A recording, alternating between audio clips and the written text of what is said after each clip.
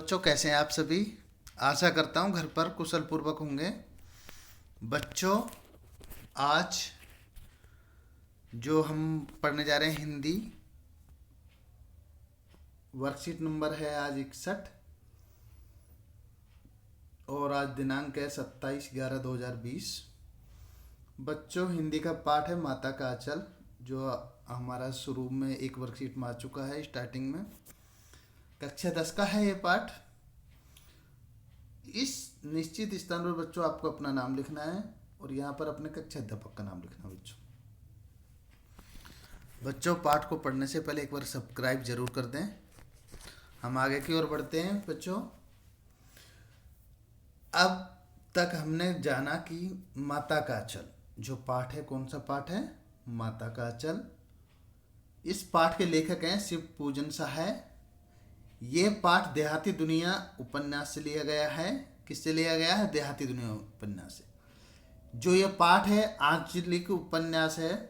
कौन सा? आंचलिक उपन्यास। आंचलिक मतलब ग्रामीण भाषा में इसका, ग्रामीण भाषा के बारे में, ग्रामीण क्षेत्र के बारे में इसमें चित्रण किया गया है। ग्रामीण अंचल और इसके चरित्रों का एक सुंदर चित्रण प्रस्तुत किया गया है इसमें। ग्रामीण अंचल और उसके चरित्रों का एक सुंदर चित्र प्रस्तुत किया गया है। इस पाठ के अंदर बच्चों बालकों के खेल, कौतूहल, माँ की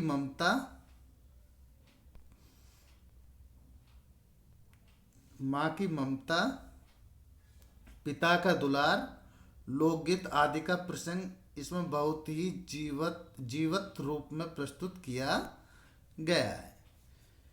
इस पाठ में बच्चों एक चीज और बताई गई है। इसमें बालक के जो बचपन होता है बच्चे का, उस समय के जो मनोभाव है उसकी अभिव्यक्ति के साथ ही तत्कालीन समाज की परिस्थितियां, परिवेश का सजीव चित्रण एवं रोचक चित्रण किया गया है। मतलब आप मेरी बात समझे बच्चों, क्या किया गया है? जो बचपन होता है, बच्चे का जो बचपन होता है, तो बच्चा जिस तरह से ममता के भाव से देखता है, पिता का दुलार, उसको माँ की ममता होती है उसके बारे में, पिता के दुलार को लोकगीत जो गाते हैं उसके बारे में, उसका सजीव चित्रण किया गया है। और बच्चों के मनोभाव, वो किस तरह से हरकत करता है, किस तरह से रहन सहन करता है, किस तरह से खेलता कूदता है, उसका भी अभिव्यक्ति का भी इसमें तत्कालीन परिवेश दिया गया, समाहित किया गया है। जो उस समय के समाज की स्थिति थी उसका भी इसमें समावेश किया गया है। उसका सजीव और रोचक चित्रण किया। ऐसा लगता है मानो कि सच में ही ऐसा हो रहा है, सच में ही ऐसा हो रहा है, नजर में आ रहा है, मान लो जो हो रहा है वो सच में ही है, इस तरह के। अब हम इस पाठ का अध्ययन करते हैं, हम आगे की ओर बढ़ते हैं इस पाठ में। तो इसमें बच्चों एक के दोहा दिया गया है। दोहा 2 पंक्तियों का है। जहाँ लड़कों का संग तहाँ बजे मृदंग, जहाँ बुड्ढों का संग तहाँ खर्चे का तंग। अर्थात कवि का मानना है जहाँ पर बचपन की उम्र होती है, बच्चे होते हैं, वहाँ खूब ढोल नगाड़े पीटे जाते हैं। जैसे बच्चे पैदा होते हैं घर में, खूब ढोल नगाड़े पीटे जाते हैं, लेकिन मतलब बहुत खुशियाँ मनाई जाती है। लेकिन जैसे ही बुढ़ापे का संग लगता है, शरीर को बुढ़ापा लगता है, सिर्फ जिंदगी में खर्चे के अलावा कुछ भी नजर नहीं आता। अब आगे इस पाठ में कुछ देहाती शब्द आएंगे, उसका अर्थ हम बताएंगे आपको बच्चों। पाठ में सबसे पहले आगे की ओर बढ़ते हैं। हमारे पिता तड़के उठकर, इसमें एक शब्द आया तड़के। तड़के का मतलब होता है सुबह। उठकर निबट, नहाकर पूजा करने बैठ जाते हैं। मतलब निबट, नहाकर मतलब पूरा काम समाप्त करके, नहाना धोना, फ्रेश होना, ब्रश करना, ये करने के बाद में क्या करने लग जाते हैं? वो पूजा करने बैठ जाते हैं। ठीक है बच्चों, एक बचपन से ही उनके अंग लग गए। हम बचपन से ही उनके अंग लग गए, मतलब उनके बचपन, जैसे ही बचपन में वो उनके साथ ही रहने लगे, उनसे वो दूर नहीं रहे। वो कहते हैं माता के से केवल दूध पीने तक का नाता था, माँ के पास सिर्फ दूध पीने जाते थे, उसके अलावा माँ से और कोई वो नहीं था उनका। दूध पिया, जाकर पिता की गोदी में बैठ गए, दूध पिया, फिर जाकर बैठ गए, खेल लिए कूद लिए, फिर पिता के पास चले गए। अधिकतर वो पिता के साथ समय बिताया उन्होंने। इसलिए पिता के साथ ही हम भी बाहर के बैठक में ही, बैठक शब्द आया है। बैठक देहाती शब्द में कहते हैं घर के पास में जो, मतलब कोई रिश्तेदार गेस्टों को रोकने के लिए एक विशेष स्थान बनाया होता है घर के आंगन के बाहर में, उसको बैठक बोलते हैं। तो वहाँ पर हम हमारे पिता के साथ सोया करते थे। वह अपने साथ ही हमें भी उठाते और साथ में नहला धुलाकर पूजा पर बिठा लेते। नहा धो के हम पूजा पर पिताजी के साथ बैठते थे, और जैसे बैठते थे उन्हीं के साथ नहाते धोते, और जैसे पिताजी पूजा पर बैठते हम भी उनके साथ पूजा पर बैठ जाते थे। हम भभूत, एक शब्द आया है भभूत। भभूत,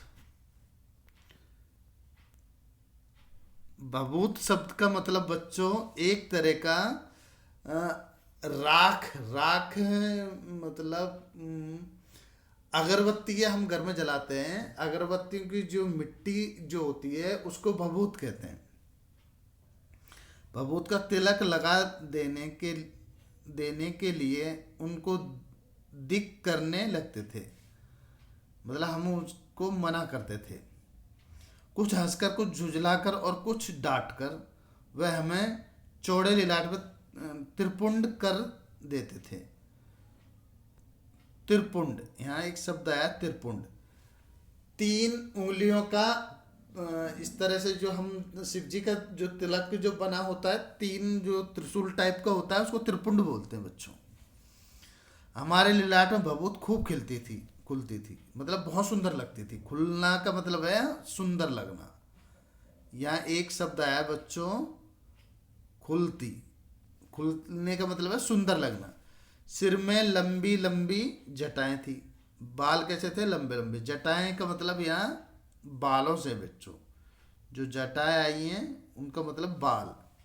भभूत रमाने में हम खासे बम भोला बन जाते, जैसे हम भभूत लगा लेते थे तो शिव जी की तरह दिखाई देने।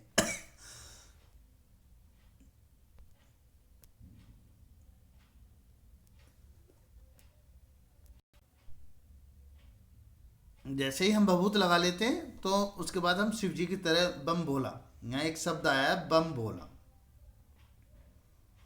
बम भोला का मतलब शिव जी की तरह दिखने लगते थे। ये बेटा वो गद्यांश खत्म हुआ है। इसके बाद में कुछ प्रश्न दिए गए हैं इस अंश से, उनके बारे में हम बात करेंगे। तो बच्चों पाठ है माता का अचल। पहला प्रश्न है माता का अचल पाठ कहाँ से लिया गया है, इसका क्या, इसकी, हाँ बच्चों, माता का आंचल पाठ कहाँ से लिया गया है और इसकी क्या विशेषता है, ये पहला प्रश्न है। इस प्रश्न के लिए हम ऊपर हमने आपको बताया था माता का आंचल पाठ जो है वो बच्चों देहाती दुनिया से लिया गया है। कहाँ से लिया गया है, उपन्यास देहाती दुनिया से लिया गया है। इस पाठ में ग्रामीण अंचल और उसके चरित्रों सुंदर चित्र प्रस्तुत किया गया है। ठीक है बच्चों, इसके साथ ही इसमें दूसरा प्रश्न की ओर बढ़ते हैं हम। इस पाठ में किन किन बातों का सजीव रोचक चित्रण किया गया है, प्रश्न है दूसरा, ये दूसरा प्रश्न है। इस पाठ में किन किन बातों का सजीव और रोचक चित्रण किया गया है, तो इसमें बच्चों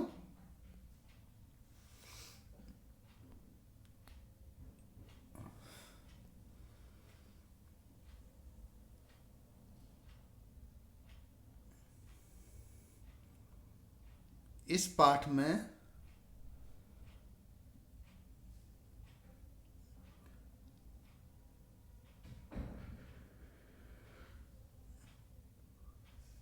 आगे की इस पाठ के इस प्रश्न को यहाँ पर हम ढूंढेंगे।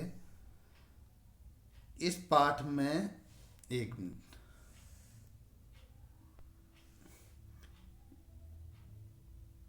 इस पाठ में बाल मनोभावों के अभिव्यक्ति के साथ ही साथ तत्कालीन समाज के पारिवारिक परिवेश का सजीव रोचक चित्रण किया गया है। यह है इसका उत्तर बच्चों। इसके बाद में प्रश्न आ जाता है तीसरा, माता से केवल दूध पीने तक का नाता था से क्या अभिप्राय है? ये प्रश्न है। और ये इसका मतलब सीधा ये है बच्चों, वो सिर्फ अपनी माँ के पास दूध पीने के लिए जाते थे, बाकी और कोई उनसे कोई लगाव नहीं था। अधिकतर वो अपना समय अपने पिताजी के साथ बिताते थे। बालक का सवेरे ही क्या दिनचर्या थी? बालक की सवेरे की क्या दिनचर्या थी? तीसरा तो चौथा प्रश्न है बच्चों, ये बालक का सवेरे की क्या दिनचर्या थी? तो बच्चों बालक सवेरे की दिनचर्या के बारे में बताते हैं आपको।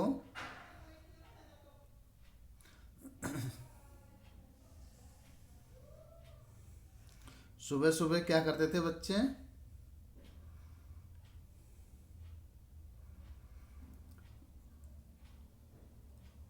पहले तो नहा सुबह उठते थे वो,